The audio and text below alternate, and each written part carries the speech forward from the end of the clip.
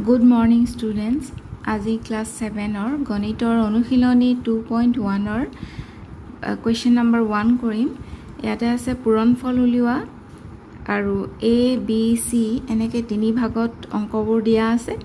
ইয়াৰে আমি প্ৰথম তিনিটা কৰিম A আৰু B ৰ আমি তেনেকৈ তিনিটা কৰিম আৰু C ৰো তিনিটা কৰিম।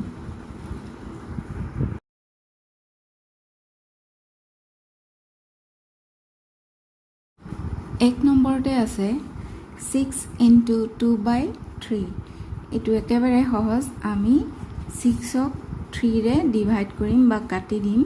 3ৰে 6ক দুবাৰ যাব, গতিকে আমি ইয়াত এবাৰ লিখি লওঁ 2/3।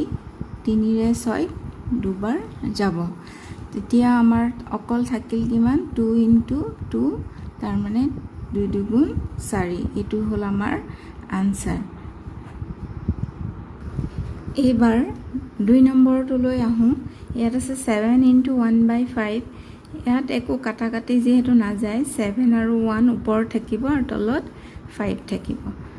7 আৰু 1 পূৰণ কৰিলে কিমান হ'ব? 7 হ'ব, তলত 5 থাকিব। এইটো এটা ভগ্নাংশতেই উত্তৰটো পোৱা যাব, বা আমি ইয়াক হৰণ কৰিলেও পাৰোঁ। আমি 7ক যদি 5ৰে হৰণ কৰোঁ কিমান হ'ব? এবাৰ যাব 5, তেতিয়া ইয়াত থাকিব 2, আৰু এইটো আমি এনেকৈও লিখিব পাৰোঁ। ইয়াৰ সলনি আমি লিখিম এই ওপৰত ভাগফলটো এনেকৈ কাষত হ'ব, তাৰপিছত তলত কিহেৰে হৰণ কৰিছিলোঁ? 5ৰে, গতিকে 5টো ইয়াত থাকিব, আৰু যিটো ভাগ শেষ বাকী যিটো থাকিল সেইটো ওপৰত থাকিব। আমি হয় এনেকৈও লিখিব পাৰোঁ, নতুবা এনেকৈও উত্তৰটো লিখিব পাৰোঁ। যিকোনো এটাত লিখিলে উত্তৰটো শুদ্ধ হ'ব। এতিয়া আহিলোঁ 3 নম্বৰ অংকটোলৈ। ইয়াত 5 আছে। তোমালোকে এতিয়া 5 আৰু 2 পূৰণ নকৰিবা, 5 to 5 থাকিব, পূৰণ চিন ইয়াত হ'বই। তাৰপিছত আমি 4 তলত লিখিম। এতিয়া এই 4 আৰু 2 ওপৰত পূৰণ হ'ব, 2 into 4 হ'ব। তাৰপিছত এই ইয়াত যিটো আছে সেইটো +3 হ'ব। এইটো সকলোৱে মনত ৰাখিবা। এইটো মিশ্ৰ ভগ্নাংশত আছে। ইয়াতে এইটো এটা সংখ্যা আছে আৰু ইয়াত এইখিনি এটা ভগ্নাংশ, আৰু এইখিনি সম্পূৰ্ণকৈ আমি লিখিবলৈ হ'লে তলত 4 থকা বাবে 4টো লিখিছোঁ, আৰু ওপৰত ইয়াত যিটো আছিলে কাষত সেইটো ওপৰত পূৰণ চিন দি পেলাই ইয়াৰে যিটো আমাৰ তলত যিটো হৰণৰ অংক সেইটো আমি ইয়াত লিখিম। তাৰপিছত ওপৰত যিটো আছিলে ভাগশেষ যিটো আছিল সেইটো আমি প্লাছ কৰি লিখিম। এইখিনি তোমালোকে বুজি পাইছা চাগে। এইখিনিৰ পৰা আমি এইখিনি পালোঁ। এতিয়া সহজ 5 into তলত 4 হ'ব। এতিয়া আমি পূৰণৰ কাম আগতে কৰিম। আমি সৰল কৰা অংকত আগতেই পাইছিলোঁ বদমাছ যিটো সূত্ৰ, তাতে MAS, ইয়াতে আমি পূৰণ M মানে মাল্টিপ্লিকেশ্যন, আৰু পূৰণৰ কাম আগত হয়, তাৰপিছত এডিশ্যন যোগ হয়। গতিকে যাৰ যাৰ যি সংখ্যাৰ মাজত পূৰণ চিন আছে সেইটো আগতে হ'ব। তেতিয়া 2 4 গুণ কিমান হ'ব? ইয়াতে 8 হ'ব, যোগ 3। এইবাৰ আমি কৰিম 5টো পূৰণেই থাকিব। এইবাৰ ইহঁতৰ মাজত যোগ আছে, এই দুটাৰ মাজত, গতিকে 3 আৰু 8 যোগ কৰিলে 11 হয়, তলত 4 থাকিব। এতিয়াহে আমি 5ক ইয়াৰ লগত পূৰণ কৰিম। যদি ইয়াৰ লগত কটাকটি গ'লহেঁতেন কটাকটি কৰি দিলোঁহেঁতেন, কিন্তু যিহেতু কটাকটি নাযায়, ওপৰত থাকিব 5 আৰু 11, তলত থাকিব 4। তাৰমানে আমাৰ কিমান হ'ল? 5 11 পূৰণ কৰিলে 55 হ'ল, তলত 4 হ'ল। আমি ইয়াতেই ৰাখি দিব পাৰোঁ, নাইবা আমি আকৌ ইয়াক হৰণ কৰি দিব পাৰোঁ। 4ৰে আমি 55ক হৰণ কৰিলে প্ৰথমতে এবাৰ যাব 4 হ'ব, তাৰপিছত 1 বাকী থাকিল, 5 আহিলে, এবাৰ কিমান যাব? 4 3 গুণ 12, 4 4 গুণ 16 হৈ যায়, গতিকে 3 বাৰ দিলোঁ, 4 3 গুণ 12, তেতিয়া ইয়াত কিমান থাকিল? 3। তেতিয়া আমাৰ উত্তৰটো হ'ব ইয়াতে যিটো ওপৰত ভাগফল পাইছিলোঁ সেইটো কাষত লিখিম 13, আৰু তলত যিহেৰে হৰণ কৰিছিলোঁ এইটো 4, ইয়াত 4 আছে, গতিকে ইয়াত 4 লিখিব লাগিব আৰু যিটো ভাগশেষ থাকি গ'ল 3টো ইয়াতে হ'ব। এইটো আমাৰ নিৰ্ণয় উত্তৰ। মই এই 3টালৈকে কৰি দিলোঁ আৰু বাকী 4 আৰু 5 একেদৰে তোমালোকে কৰিব পাৰিবা। এতিয়া আহোঁ আমি 2 নম্বৰ বিৰ অংকলৈ। ইয়াৰো মই 3টা কৰি দিম আৰু বাকীকেইটা তোমালোকে নিজেই কৰিব পাৰিবা। বিৰ 1 নম্বৰত আছে 1/7 × 1/9। এইটোৰ ক্ষেত্ৰত ইয়াত 2টা ভগ্নাংশ দিয়া আছে 1/7 আৰু এইটো এটা ভগ্নাংশ 1/9। ইয়াতে আমাৰ এই ভগ্নাংশৰ ওপৰত যিটো সংখ্যা থাকে তাক লব বুলি কোৱা হয়, তলত থকাটো হৰ বুলি কোৱা হয়। গতিকে ইয়াত ওপৰত 2টা লব পূৰণ হ'ব। 2টা লব মানে এটাটো 1 আছে, আনটোতো 1 আছে, এই 2টা পূৰণ হ'ব আৰু তলত হৰ 2টা পূৰণ হ'ব। যিহেতু পূৰণ চিন আছে, পূৰণ চিন থাকিলে আমাৰ লব 2টা পূৰণ হয় আৰু হৰ 2টাও তলতে পূৰণ হয়। এতিয়া যেহেতু কাটাকাটি নাযায়, গতিকে আমি পূৰণ কৰি দিম। 1 আৰু 1 পূৰণ কৰিলে 1 হ'ব। 7 × 9 = কিমান? 63। এইটো আমি একো কৰিব নোৱাৰোঁ, ইয়াতে আমি লিখিম 1/63। এইটো হ'ব আমাৰ আনচাৰ। 2 নম্বৰটোত আছে 1/45 × 9/39। আমি যিমান পাৰি সৰু কৰি লোৱাটো উচিত, বা নাইবা আমি এটা কাম কৰিম, আগৰ দৰে ওপৰৰ লবকেইটা পূৰণ কৰি ল'ম আৰু তলতে হৰকেইটা পূৰণ কৰি ল'ম। এতিয়া আমি যদি পাৰোঁ কটাকটি কৰিব লাগে। আমি দেখিছোঁ 9ৰে 45ক কটাকটি গৈছে। 9 × 9, 9 × 5 = 45। গতিকে তলত 5 আছে, ওপৰত 1 আছে। এতিয়া ওপৰত 1 পূৰণ 1 থাকিলে, তলত থাকিলে 5 × 39। এতিয়া আমি 1 আৰু 1 পূৰণ কৰিলে 1 হ'ব আৰু 5ৰে 39ক পূৰণ কৰিম।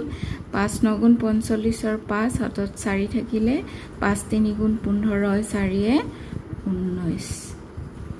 এইটো হ'ব আমাৰ নিৰ্ণয় উত্তৰ। বিৰ 3 নম্বৰটো আছে 4/15 × 9/10। আগৰ দৰে আমি লব 4 × 9 ওপৰত লিখিম আৰু হৰ 15 × 10 তলত লিখিম। এতিয়া যিমান পাৰোঁ আমি কটাকটি কৰিবলৈ চেষ্টা কৰিম। আমি ইয়াত দেখিছোঁ এইটো যুগ্ম সংখ্যা, এইটো যুগ্ম সংখ্যা, গতিকে এইটো 2ৰে যাব, 2 × 2 = 4 আৰু এইটো 2ৰে গ'লে 5 × 2 = 10। আকৌ এইটো দেখিছোঁ অযুগ্ম সংখ্যা, এইটো 3ৰে যাব, 3 × 3 = 9, এইটো অযুগ্ম সংখ্যা, 3ৰে যাব, 3 × 5 = 15। গোটেইকেইটা কটাকটি গ'ল আৰু কটাকটি কৰাৰ ইয়াত ব্যৱস্থা নাই আৰু কৰিব নোৱাৰি। গতিকে আমি যিবোৰ পালোঁ গোটেইখিনি লিখিম। ওপৰত পালোঁ 2, মাজত পূৰণ চিন আছে, পূৰণ চিন দিব লাগিব, 3 থাকিব, তলত 5 আকৌ পূৰণ চিন আছে আৰু 5 লিখিব লাগিব। এতিয়া কি পালোঁ আমি? ওপৰত পালোঁ 3 × 2 = 6, তলত পালোঁ 25। এইটোৱে আমাৰ নিৰ্ণয় উত্তৰ। বিৰ 3লৈকে কৰিলোঁ, বাকী 2টা তোমালোকে কৰিব পাৰিবা, একেবাৰে সহজ। এতিয়া আমি চিৰ অংকলৈ আহোঁ। চিত আছে 4 সমস্ত 7/2 পূৰণ 11 সমস্ত 3/2। এতিয়া আমি ইয়াক, যিহেতু এইটো মিশ্ৰ ভগ্নাংশত আছে, ইয়াক আমি প্ৰকৃত ভগ্নাংশত লিখিম। কেনেদৰে লিখিম? তলত 7 আছে, 7 লিখিম, ওপৰত লিখিম 4 × এই 7টো ওপৰত 4ৰ লগত পূৰণ হ'ব। তাৰপিছত এইটো যিটো ভাগশেষ আছিল ওপৰত, সেইটো প্লাছ লিখিব লাগিব 2। এইটো বুজি পাইছা? আগৰ অংকটোত মই অলপ আগতে বুজাই দিছোঁ। ঠিক তেনেদৰে ইয়াত পূৰণ চিন আছে, এইটোৰ ক্ষেত্ৰতো একেই আমি লিখিব লাগিব। তাৰ মানে তলত 3 লিখিব লাগিব, ওপৰত 11 × 3 প্লাছ কি হ'ব? 2 হ'ব। এতিয়া এইখিনি তোমালোকে বুজি পাইছা। এতিয়া আমি আগৰ দৰে যিটো 7 to 7 লিখিম, যাৰ মাজত পূৰণ চিন আছে সেই দুটা আগতে কাম কৰিব লাগিব। তাৰমানে 4 × 7 = 28 লিখিম, তাৰপিছত যোগ 2 লিখিম।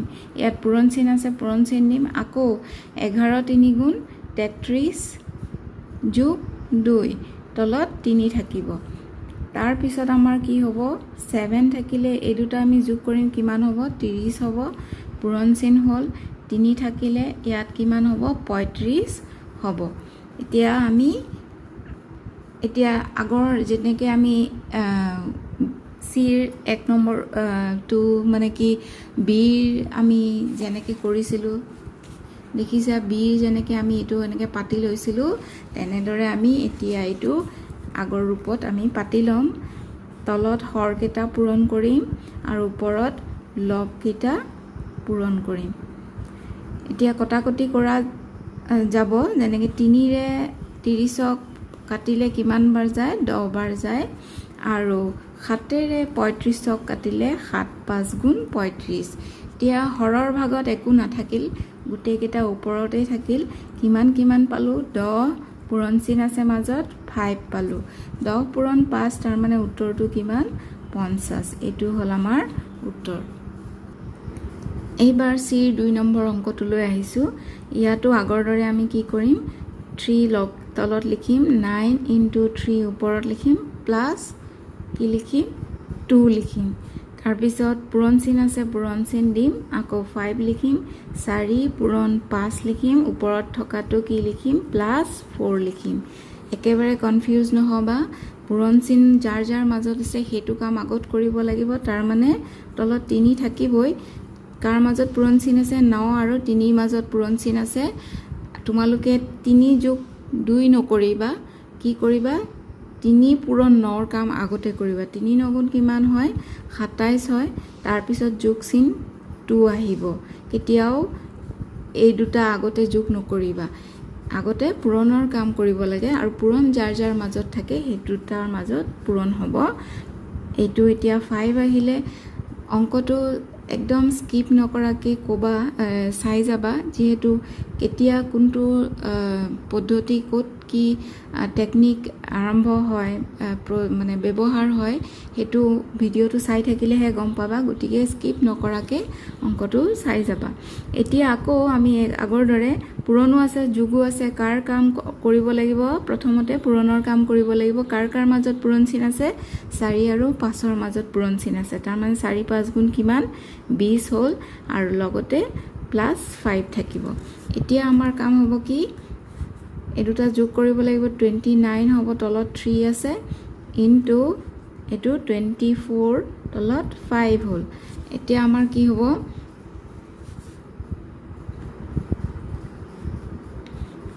3 আৰু 5 তলত থাকিব ওপৰত থাকিব 29 ইনটু 24 কাটাকাটি কৰিব পাৰিলে আমি কৰিম 3 8 গুণ 24 বুলি জানো গতিকে এইটো কাটোতে 8 বাৰ গ'ল আৰু ইয়াত থাকিলে তলত অকল 5 ৰে কটো কাটাকাটি নাযায় গতিকে আমি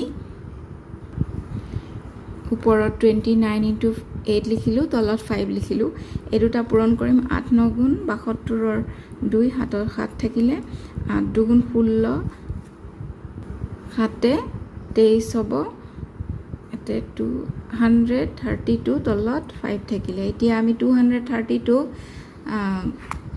5 ৰে ডিভাইড কৰিম 5 5 গুণ 25 বাৰ 25 হয় গতিকে 5 বাৰ নাযাব গইবাৰ যাব 4 বাৰ যাব কি হ'ব 4 5 গুণ 20 হ'ল এটা 3 আহিলে আমি 2 থাকিলে এতিয়া কি বাৰ যাব 6 বাৰ যাব 6 5 গুণ 30 আৰু বিয়োগ কৰোতে 2 বাকি থাকিলে গতিকে ইয়াৰ উত্তৰটো আমাৰ কি হ'ব যেটো ওপৰত পালো হেতু কাখত হ'ব 46 আৰু কিহেৰে হৰণ কৰিছিলো 5 ৰে গতিকে ইয়াতে 5 থাকিব যিটো ভাগশেষ তাৰ মানে বাকি হেতু ওপৰত থাকিব এইটোই হ'ল আমাৰ নিৰ্ণয় উত্তৰ সিৰ 3 নম্বৰটো যেহেতু 2 নম্বৰৰ দৰে একে হ'ব গতিকে আমি এবাৰ আহো একেবাৰে 5 নম্বৰটো কৰিবলৈ সিৰ 5 নম্বৰটো কৰিম অকমান দীঘল আছে গতিকে তোমালোকে চাই যাবা আগৰ দৰে আমি কৰি যাম তলত 17 হ'ব আৰু ওপৰত 2 * 17 প্লাস 2 নেক্সট পূৰণ চিন দিম আকৌ 9 ইয়াত থাকিব 7 * 9 প্লাস 2 আকৌ পূৰণ চিন দিম তলত 52 লিখিম ওপৰত 1 * 52 প্লাছ 33 এতিয়া যাৰ যাৰ মাজত পূৰণ চিন আছে সেইখিনি আগতে কৰিব লাগিব তাৰ মানে তলত 17 থাকিবই 7 দি 17ক আমি 2ৰে পূৰণ কৰিম 34 প্লাছ 2 পূৰণ চিন আহিলে 63 যোগ 2 পূৰণ চিন আহিলে 52 ওপৰত 52 আৰু 1 পূৰণ কৰিলে 52 হ'ব প্লাছ 33 এতিয়া যোগ আছে অকল গতিকে যোগখিনি আগে কৰি ল'ম তলত 17 থাকিবই এইটো হ'ব 36 পূৰণ 65 পূৰণ 85 এতিয়া আমি যিমান পাৰোঁ কটাকটি কৰি সৰু কৰি ল'ব পাৰোঁ আৰু নাইবা আগতে আমি এনেদৰে লিখি ল'ব পাৰোঁ 17 into 9 into 52 গোটেই হৰকেইটা তলত আৰু লবকেইটা ওপৰত 65 into 85 এতিয়া যিমান পাৰোঁ আমি কটাকটি কৰিবলৈ চেষ্টা কৰিম এইটো 9ৰে আমি 3ৰে যদি কাটো 9ৰে 4 9 গুণ 36 গতিকে 9ৰে ডাইৰেক্ট কাটিব পাৰিম 4 9 গুণ 36 আৰু 17ৰে 85 কাটিলে 5 বাৰ যাব 5 7 গুণ 35ৰ 5 হাতত 3 5 গুণ 5 3 8 গ'ল এতিয়া এইটো দেখিছোঁ যুগ্ম সংখ্যা এইটো যুগ্ম সংখ্যা আমি ইয়াক 4ৰে আমি ইয়াক কাটিব পাৰোঁ 4 গুণ 4 ইয়াত 1 থাকিল 12 হ'ল 4 3 গুণ 12 গতিকে আমি শেষত আকৌ 13ৰে 65ক কাটিম 5 বাৰ যাব তোমালোকে চাবা 65ক 5 বাৰ যাব 13ৰে 5 3 গুণ 15 5 হাতে 1 থাকিল 5 গুণ 5 একে 6 গতিকে 13ৰে আমি বা তোমালোকে পূৰণৰ নেওতাবোৰ মুখস্থ কৰি থবা একেবাৰে 20লৈকে একৰটো আমি জানোৱেই আৰু 2ৰ পৰা একদম 20লৈকে পূৰণৰ নেওতাবোৰ সলসলীয়াকৈ মুখস্থ কৰি থ'লে আমাৰ মুখতে আহি যাব যে 13 5 গুণ 65 গতিকে 13ৰে আমি 65ক কাটোতে কেইবাৰ গ'ল 5 বাৰ গ'ল এতিয়া মুঠতে কি থাকিল তলত একো নাথাকিলেই সকলো কটাকটি গ'ল ওপৰত থাকিল অকল কিমান 5 আৰু এটা 5 আৰু মাজত কি চিন আছে পূৰণ চিন আছে পূৰণ চিন লিখিলোঁ এতিয়া কি হ'ব 5 5 গুণ 25 এইটো হ'ল আমাৰ নিৰ্ণয় উত্তৰ দেখাত যদিও অংকটো দীঘল আমি এই একেই পদ্ধতিত লাহে লাহে কৰি যাওঁতে আমাৰ উত্তৰটো একেবাৰে সহজতে ওলাল কিমান ওলাল 25